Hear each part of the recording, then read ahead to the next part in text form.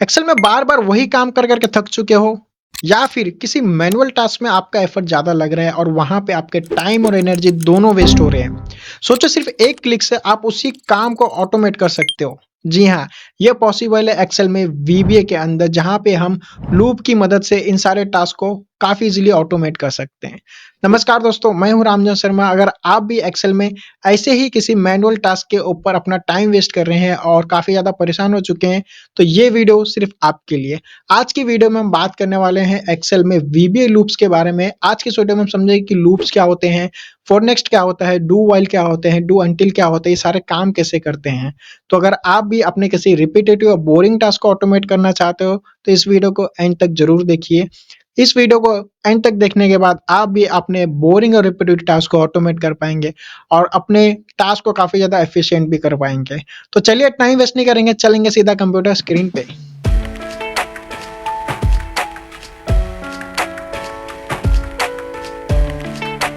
जैसे कि मैंने आपको इंट्रो में बताया, आज हम क्या करने वाले हैं, आज हम लूप को कवर करने वाले हैं वीबीए के अंदर। ये बहुत ही इंपॉर्टेंट टॉपिक है। सो मैक्सिमम जो प्रॉब्लम्स होती है, जो प्रोजेक्ट्स वगैरह होते हैं, वो लूप पे ही सॉल्व हो जाते हैं।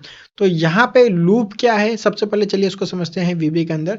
तो यहाँ पे मैं आपके सामने एक स्मॉल प्रेजेंटेशन लेके आया, जहाँ पे आपको बताने वाला हूँ कि लूप बेसिकली होता क्या है। ओके, सबसे पहले इसके डेफिनेशन समझ लेते हैं। Loop is a programming tool in VBA that helps repeat A block of code multiple times. तो क्या होता है कि जब हमें वीबीए में कोई एक रिपीटेटिव टास्क करना रहता है, तो वहां पे हम लूप का यूज करते हैं। तो बेसिकली एक तरह का ये प्रोग्रामिंग टूल होता है और ये रिपीट होते रहता है जब तक उसको एक कंडीशन मिल नहीं जाती। तो वहां पे क्राइटेरिया होता है, आपको सेट करना पड़ता है। उसके अकॉर्डिंग क्या होता है, ये मल्टीपल टाइम रन करता रहेगा, रिपीट करता रहेगा। तो लूप क्या होता है, एक ही कोड बार बार रन होता रहेगा और आपकी जो कंडीशन है उसके अकॉर्डिंग आपको रिजल्ट लाके देता है। ओके, इसका पर्पस क्या होता है कि it keeps running the code until a specific condition is met और ए गोल इज अचीव्ड। जैसे मैंने आपको बताया कि जब तक आपकी कंडीशन मीट नहीं हो जाती है और आपने कुछ स्पेसिफिक कंडीशन डिसाइड करके रखा है, जैसे ही वो गोल अचीव हो जाता है, ये कोड क्या होता है, स्टॉप हो जाता है। अब ये काम कैसे करता है, loop start and runs the code inside. तो क्या होता है, कोड के अंदर कोड होता है, उसके अंदर ही क्या होता है, लूप रन होता रहता है। उसके अंदर हम क्या कर सकते हैं, कुछ कोड लिख के वहां पे कंडीशन वगैरह सेट कर सकते हैं। तो देखिए यहाँ पे सेम चीज है, कंडीशन चेक करता है। अगर कंडीशन मीट नहीं होती तो कोड का होगा, रिपीट होता रहेगा। और जैसी कंडीशन उसकी मीट हो जाती, जैसी जो हमारा रिक्वायरमेंट है फुलफिल हो जाता है, वो क्या करेगा, उसको स्टॉप कर देगा और जो भी अगला पार्ट होगा हमारे कोड के अंदर का, वहां पे चला जाएगा। ओके, और लूप का यूज क्यों करना चाहिए, to save time and avoid writing the same code repeatedly for similar task. तो एक ही टास्क के लिए अगर आप सेम कोड लिख रहे हो तो वहां पे आप लूप का यूज कर सकते हो। इससे क्या होता है कि आपका टाइम बहुत ज्यादा सेव करता है। तो वीबीए क्या है, ऑटोमेशन है। तो ऑटोमेशन हम क्यों करते हैं, टाइम सेव करने के लिए, और लूप उसमें एक बहुत ही इंपॉर्टेंट प्रोग्रामिंग टूल है गाइस। ओके, तो चलिए अगले चलते हैं और यहाँ पे अगली स्लाइड में देखिए, यहाँ पे कुछ टाइप्स दिए गए हैं लूप्स के। सबसे पहले क्या है, for loop repeats a set of code for a specific number of times. तो यहाँ पे क्या होता है कि हम उसको एक कंडीशन देते हैं कि फ्रॉम पर्टिकुलर नंबर से लेके और दूसरे पर्टिकुलर नंबर तक ये कोड चलना चाहिए। ओके, देन उसके बाद होता है do while, keeps running the code as long as condition is true. तो जब तक कंडीशन ट्रू हो रही है तब तक क्या होगा, ये रन होता रहेगा। Okay, do until loop keeps running the code until a condition becomes true. तो यहाँ पे क्या होता है, जैसी कंडीशन ट्रू हो जाती है क्या करेगा, उसको बंद कर देगा। ये कोड को क्या होता है, लूप वहां पे खत्म हो जाता है और ये उसको चलता रहेगा, जब तक उसको मिलते रहेगा तब तक क्या करेगा, वो चलता रहेगा। ओके, तो ये तीन टाइप होते हैं बेसिकली। तो मैक्सिमम जो यूज करते हैं हम वो करते हैं फॉर लूप। ओके, हम डू वाइल भी देखेंगे, डू अंटिल भी देखेंगे, उसके साथ ही कुछ अमेजिंग प्रोजेक्ट्स भी हम कवर करेंगे लूप के ऊपर। तो यहाँ पे मैं क्या करता हूँ, नेक्स्ट जाता हूँ।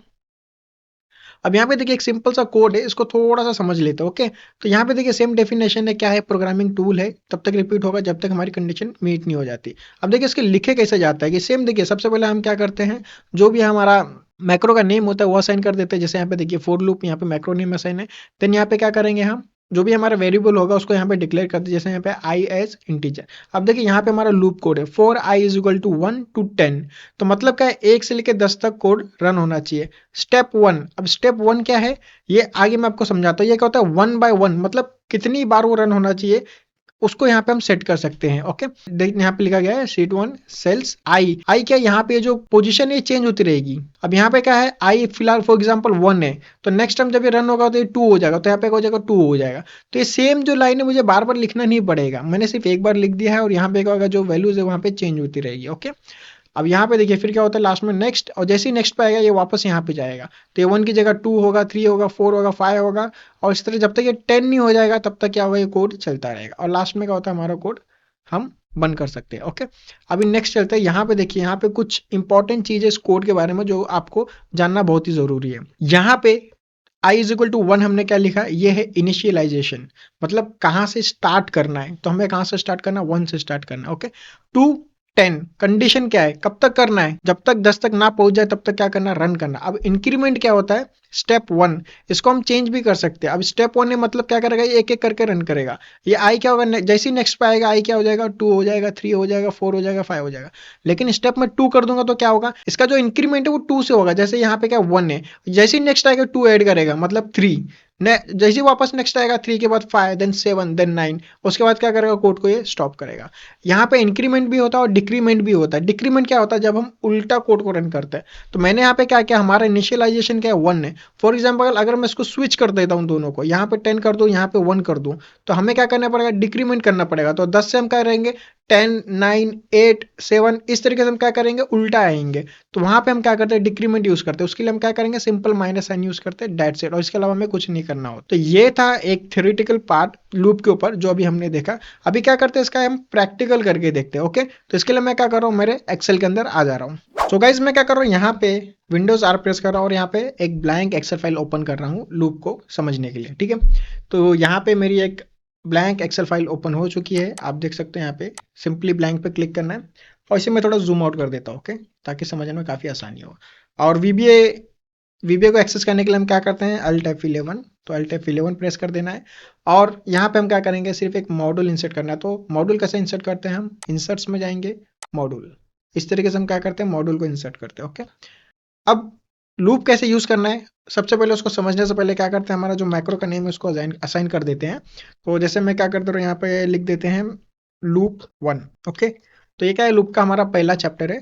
और इसको क्या करेंगे, ब्रैकेट ओपन क्लोज करेंगे, और यहाँ पे ये हमने क्या किया, मैक्रो का नेम असाइन कर दिया। अब यहाँ पे हम क्या करेंगे, वेरिएबल डिफाइन करेंगे, dim I as integer. Okay, यहाँ पे मैंने क्या किया, एक वेरिएबल ले लिया आई, जिसको मैंने क्या किया, इंटीजर बोल दिया। ओके, तो ये मेरा क्या करेगा, न्यूमेरिकल वैल्यू रहेगा, राइट।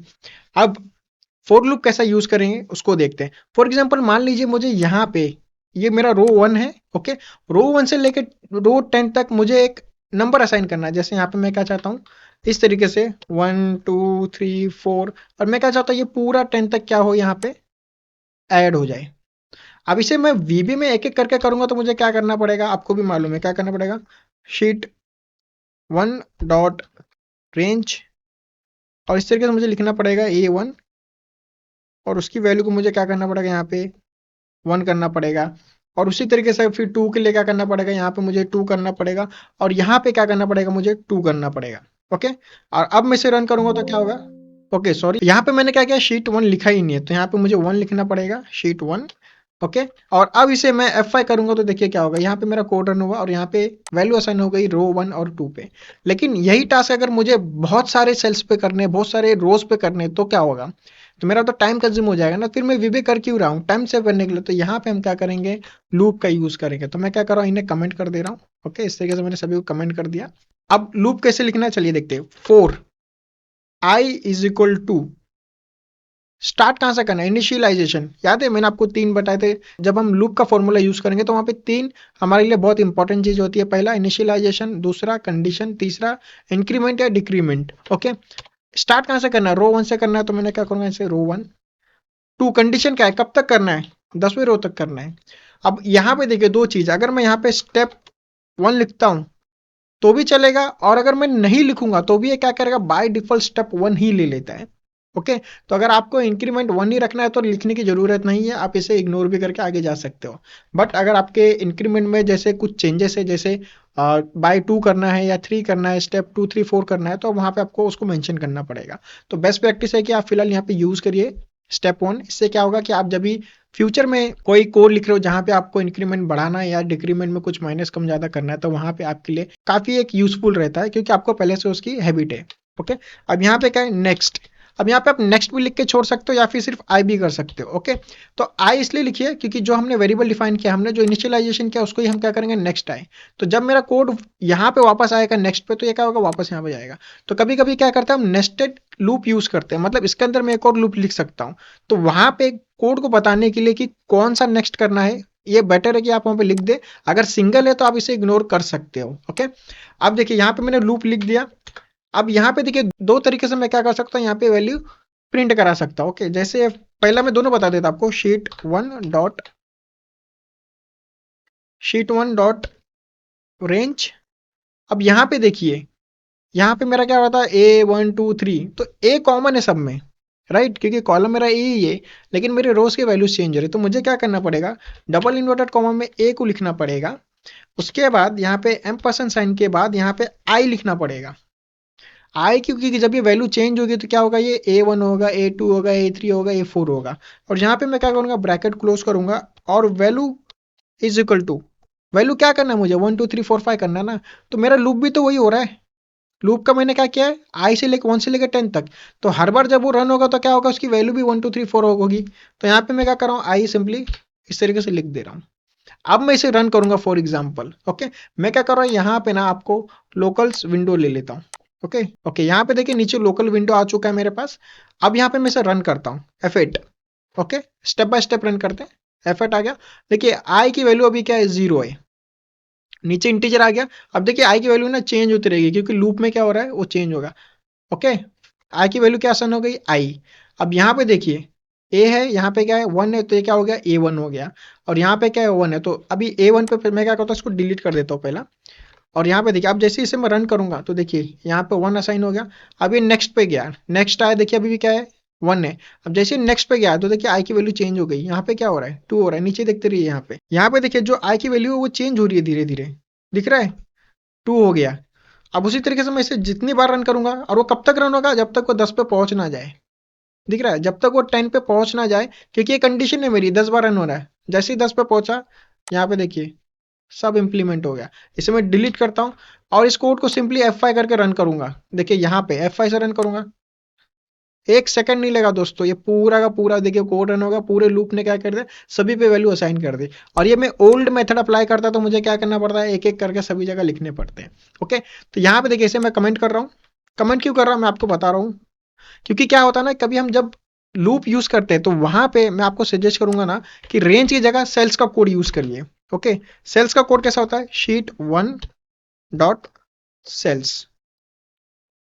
इसमें क्या होता है ना कि कभी कभी हमें क्या करना होता है, रो एंड कॉलम दोनों पे लूप अप्लाई करके हमें यूज करना रहता है। तो अब यहाँ पे कैसे ए है, तो यहाँ पे टेक्स्ट है, तो टेक्स्ट में मैं चेंजेस नहीं कर सकता। लेकिन सेल्स में क्या होता है, मुझे रो एंड कॉलम दोनों को असाइन करना रहता है। तो यहाँ पे क्या कर सकता हूँ मैं, दोनों को अपने अकॉर्डिंग यहाँ पे सेट कर सकता हूँ। अब देखिए यहाँ पे रो इंडेक्स मांग रहा है मेरे से। अगर मैं जूम करके दिखाऊं, देखिए क्या मांग रहा है, रो इंडेक्स। तो रो इंडेक्स मेरा क्या है, आई, क्योंकि मेरा रो कहाँ पे चेंज हो रहा है, आई में चेंज हो रहा है। यहाँ पे मैंने आई डाल दिया। अब कौन से कॉलम में प्रिंट कराना है, मैं फॉर एग्जांपल यहाँ पे 2 ले लेता हूँ कि अब चलिए बी में हम प्रिंट कराएंगे। और ब्रैकेट क्लोज करूंगा, डॉट वैल्यू, और यहाँ पे क्या करता हूँ, इज इक्वल टू आई। ठीक है, अब देखिए यहाँ पे ए में ऑलरेडी प्रिंट है। अब चलिए हम क्या कर रहे हैं, कॉलम 2 में प्रिंट करा रहे हैं। ओके, इसे क्या करता हूँ मैं, F5, डायरेक्ट F5 करेंगे, टाइम सेव करेंगे अपना। अब यहाँ पे देखिए, यहाँ पे मेरे से एक मिस्टेक हो गई, मैंने आई की जगह क्या किया, 1 इंसर्ट कर दिया। तो सभी के सभी पे क्या हो गया, 1 वैल्यू आ गई। तो मैं क्या करता हूँ, यहाँ पे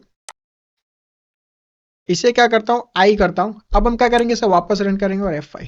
तो देखिए क्या होगा, 1 to 10 सभी पे क्या हो गया, वैल्यूज आ गई है, राइट।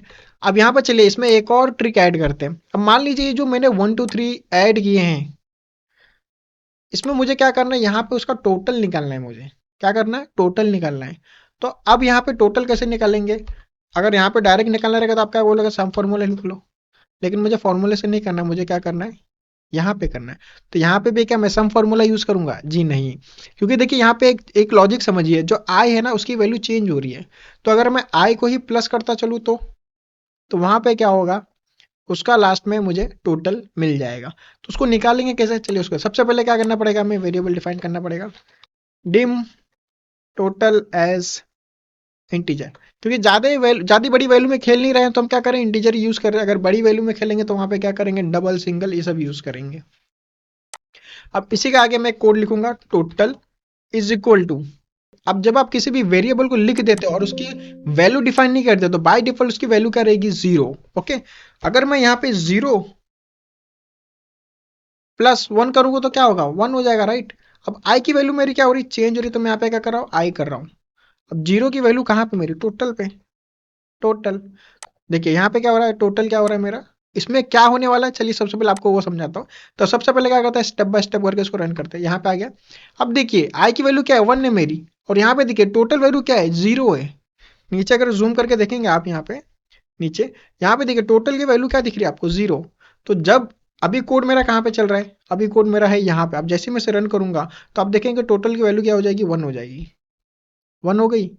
ओके, अब टोटल की वैल्यू वन हो चुकी है, तो टोटल की वैल्यू वन है, तो अब जब नेक्स्ट आई आएगा तो क्या हो जाएगा, टू, उसमें ऐड हो जाएगा, थ्री हो जाएगा। तो यहाँ पे क्या होगा, जो एडिशन है वो लूप में चलता रहेगा। अब इसे मैं रन करता जाऊँ तो देखिए नीचे देखते रहिए टोटल की वैल्यू चेंज हो रही है। जैसे जैसे मेरे आई की वैल्यू चेंज हो रही है टोटल की वैल्यू भी चेंज हो रही है। और टोटल की वैल्यू देखिए लास्ट में कितना आ जा रहा है, 55 आ चुका था, लेकिन 55 मुझे प्रिंट भी तो करना है। कहाँ करना है, तो उसे मैं प्रिंट करूंगा यहाँ पे। मान लीजिए B11 पे करना है, इस जगह पे करना है। ओके, कलर कर दिया मैंने। अब प्रिंट करना है तो उसे मैं लिखूंगा कहाँ पे, ये मोस्ट इंपॉर्टेंट थिंग है। मेरा टोटल आ गया, लूप मेरा खत्म हो रहा है, तो मैं क्या चाहता हूँ, जब मेरा लूप खत्म हो जाए तब मैं टोटल को लिखूं। समझ रहे हो आप। तो यहाँ पे भी दो चीजें आपको समझा देता हूँ मैं। शीट वन डॉट सेल्स ले लेते हैं। सेल, रो मेरा क्या है, 11 है, कॉलम क्या है मेरा, 2 है, डॉट वैल्यू। ठीक है, और यहाँ पे मैं क्या करूंगा, टोटल लिख दूंगा। ठीक है, अब इसे मैं रन करता हूँ तो देखिए क्या होगा, F5, F5 क्या, देखिए 55 हो गया। समझ रहे हो। तो इस तरीके से क्या करते हैं हम यहाँ पे टोटल्स वगैरह निकाल लेते हैं। तो यहाँ पे क्या कर रहा हूँ, मैं एक मिनी कोड लिख दे रहा हूँ, छोटा सा एक और कोड लिख लेता हूँ। सब क्लीन, क्लीन लिखा, और यहाँ पे ब्रैकेट ओपन और क्लोज। मैं क्या कर रहा हूँ, यहाँ पे जो वैल्यू है ना इसे मैं वन कर दे रहा हूँ, कि मैं चाहता हूँ कि अभी जो भी डेटा है वो कॉलम वन पे ही आए। ओके, और यहाँ पे वन लिख दिया, इसे भी मैं क्या कर रहा हूँ, वन ले ले रहा हूँ। ठीक है, और इन सभी को मैं क्या कर रहा हूँ, डिलीट कर दे रहा हूँ। ओके, डिलीट कर दिया, और यहाँ पे एंड आ चुका होगा। मुझे क्या करना है, मुझे इनको क्लीन करना है। तो क्लीन करने के लिए सिंपल सा कोड मैं क्या लिख सकता हूँ, sheet one dot range A12, ये 1000 ले लेते हैं हम, कि हो सकता है हमारे पास 1000 की वैल्यू हो, जो भी हो। ओके, डॉट यहाँ पे आप क्या करेंगे, क्लियर लिखेंगे। क्या करेंगे, सिंपली क्लियर लिखना है। और यहाँ पे देखिए आपको बहुत सारे ऑप्शन आ रहे हैं, क्लियर क्या करना है, कमेंट्स करना है, कंटेंट करना है, क्या करना है, हम सिर्फ क्लियर करके छोड़ देंगे। ओके, अब मैं क्या करता हूँ, सबसे पहले इस कोड को रन करूंगा F5। तो देखिए मेरी वैल्यू यहाँ पे सब असाइन हो चुकी है, और इसे मैं येलो कर देता हूँ, क्योंकि हमने क्या किया है, जो कॉलम का रेफरेंस है इसे यहाँ पे चेंज कर दिया। अब जैसे अब मैं इसे रन करूंगा तो देखिए क्या होगा, पूरा क्लीन हो जाएगा। ओके, हम क्या करते हैं, यहाँ पे क्या करते हैं, हम एक बटन इंसर्ट कर देते हैं। तो बटन के लिए आप शेप्स पे जा सकते हो, और यहाँ पे इस तरीके से ड्रैग करोगे तो देखिए आपको इस तरह का ऑप्शन आ जाता है। राइट क्लिक कीजिए, और यहाँ पे एडिट टेक्स्ट कीजिए। Okay, add data. ओके, यहाँ पे मैंने क्या किया, ऐड डेटा किया, और इसे थोड़ा सेंटर अलाइन वगैरह कर लीजिए होम पे जाके। ओके, अब किसी भी मैक्रो को किसी बटन पे असाइन करने के लिए क्या करना होता है, उस पर राइट क्लिक कीजिए, और देखिए आपको नीचे एक ऑप्शन आ जाएगा, असाइन मैक्रो, दिख रहा है, इस पर क्लिक कीजिए, और आपने जितने भी मैक्रो बना के रखे सभी के नाम आ जाएंगे। देखिए यहाँ पे मैंने लूप ऑन पहले जो बनाया है डेटा ऐड करने के लिए। ओके, अब इसी को मैं क्या करूंगा, कंट्रोल प्रेस करके इसका डुप्लीकेट बनाऊंगा बाजू में एक। ठीक है, सबसे पहले इसका क्या करना, मैक्रो चेंज करना है, राइट क्लिक, असाइन मैक्रो, और यहाँ पे क्लीन वाला मैक्रो डालना है। क्या करना है, क्लीन। ओके, और इसका जो नाम है हम चेंज कर देंगे, इसका नाम रख देंगे क्लीन डेटा। That's it. अब देखिए क्या होगा, ऐड डेटा करिए, डेटा आ गया, क्लीन डेटा, डेटा चला गया, add data, clean data, add data, clean data.